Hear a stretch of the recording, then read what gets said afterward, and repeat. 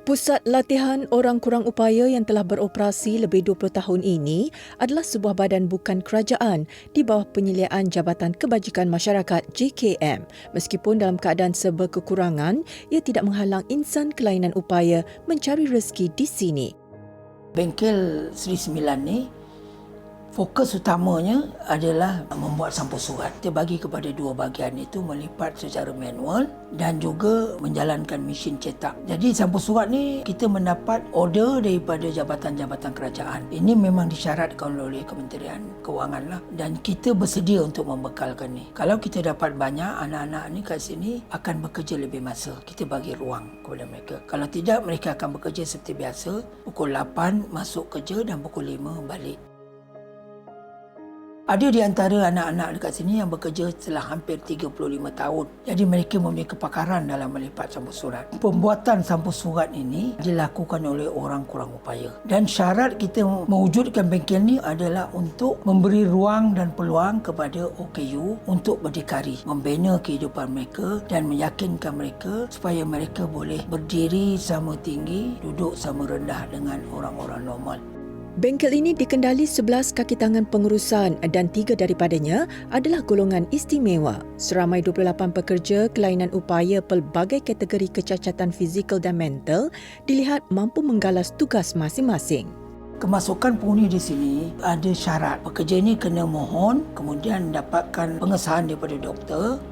Kemudian kita akan panggil interview. Apabila mereka berjaya dipilih, kita adakan percubaan selama 3 bulan. Selepas 3 bulan, kalau mereka berjaya, so kita akan tawarkan dia untuk bekerja dekat sini. Kita latih mereka dan kita sediakan asrama serta makan minum secara percuma. Itu sebab bengkel ni kita panggil Pusat Latihan dan Pekerjaan. Memang kita fokus kepada golongan OKU, tapi kita tak ambil semua. Kita ambil cuma yang kategori anggota, kategori masalah pendengaran, kategori masalah pembelajaran, dan baru-baru ini kita buat percubaan untuk mengambil kes-kes mental. Ini adalah kerjasama daripada unit psikiatri hospital dan mereka memberi jaminan orang-orang mental yang diberi peluang untuk bekerja kat sini adalah mereka yang telah 100% pulih. Pelbagai cabaran dihadapi oleh pekerja dalam usaha untuk menyesuaikan diri dengan suasana baharu. Namun, ia tidak menjadi penghalang buat mereka untuk menjalani rutin harian yang telah ditetapkan oleh pihak pengurusan.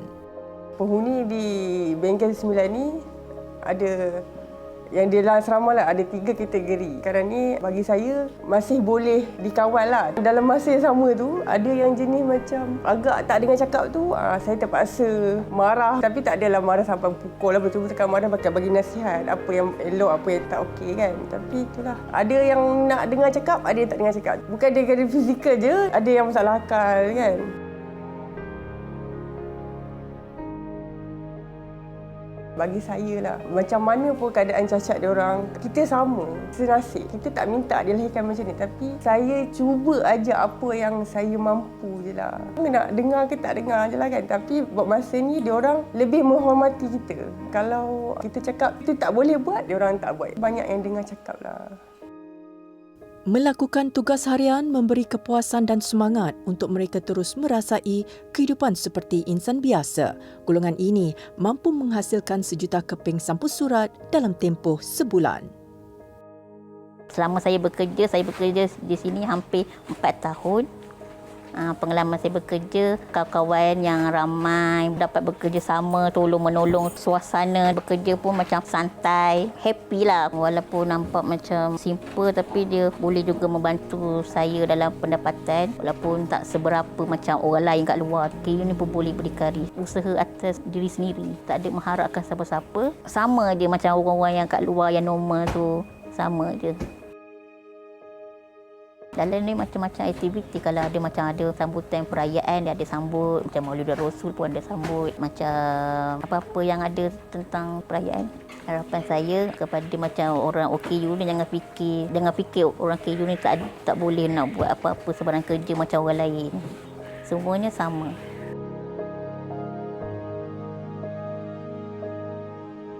Saya bekerja sini dah selama hampir 3 bulan. Saya rasa bersyukur sebab dapat terima masuk bekerja di sini. Rasa gembira, ada kawan-kawan, boleh dapat bantu-membantu. Pernah kerja di shopping kompleks tapi kurang memuaslah. Mungkin pandangan orang normal terhadap kita lain, agak terbatas sikitlah. Sebab macam saya baru masuk, saya perlu belajar lagi untuk melimpat sampul surat ni dengan kemas. Kita kena lagi cekap, maknanya pantas lah. Dan mulanya saya rasa agak sedih lah dengan pandangan orang normal terhadap diri kita. Tapi kita kena belajar untuk terima, reda je lah. Harapan saya untuk bekerja di dalam ni, insyaAllah selagi ada upaya, saya akan terus berjuang, usahalah untuk berdikari sendiri, dapat hasil kerja sendiri.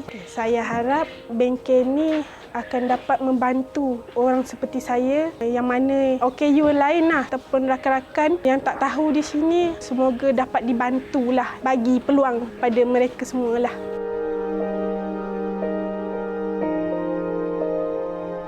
Saya telah bekerja selama setahun lebih di bengkel Sri 9 ni. Berasa syukur alhamdulillah lah sebab dapat menampung untuk diri sendiri. Rasa sangat okey lah sebab ada pekerjaan untuk orang macam ni. Masa tu saya dan abah saya pergi ke Jabatan Kebajikan Masyarakat bertanya ada tak pekerjaan untuk orang OKU kan. Daripada situlah saya rasa teringin dan nak masuk di bengkel ni. Sebenarnya saya tak pernah kerja luar. Saya tak pernah kerja dengan orang macam tu. Ini pertama kali buat saya bekerja dengan orang. Kadang ada jugalah rasa rendah diri. Tapi ramai orang berkata janganlah sebabkan kau punya masalah ni, kau perlu merendah diri. Orang macam ni pun boleh juga hidup di luar ke di mana-mana. Saya fikir buat apa yang selagi benda tu boleh memajukan diri. Walaupun kekurangan tu ada, kekurangan tu bukan penghalang.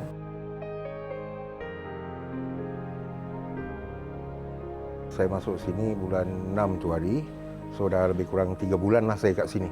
Tempat ni okey, dia memberi peluang pada orang yang kurang upaya macam saya. Saya rasa sesuai untuk saya lah bekerja, yang mana saya rasa susah saya nak dapat kat luar sebab saya bekas spinal cord injury, pesakit. So saya tak boleh nak duduk lama, tak boleh nak berdiri lama, sakit pinggang. Dengan kondisi saya ni, cabarannya duduk lama lah. Pasal bila saya duduk lama, pinggang saya sakit. Tapi dengan kelonggaran yang diorang bagi kat sini, maknanya kalau macam rasa sakit, saya boleh berhenti, saya boleh buat stretching. Saya rasa benda ni kalau kat luar, saya takkan dapat benda macam ni. So fleksibel lah. Puncanya saya ada nanah kat tulang belakang saya, T10, T11. Jadi tahun lepas bulan 8 saya hilang upaya untuk jalan, lumpuh saraf tunjang saya.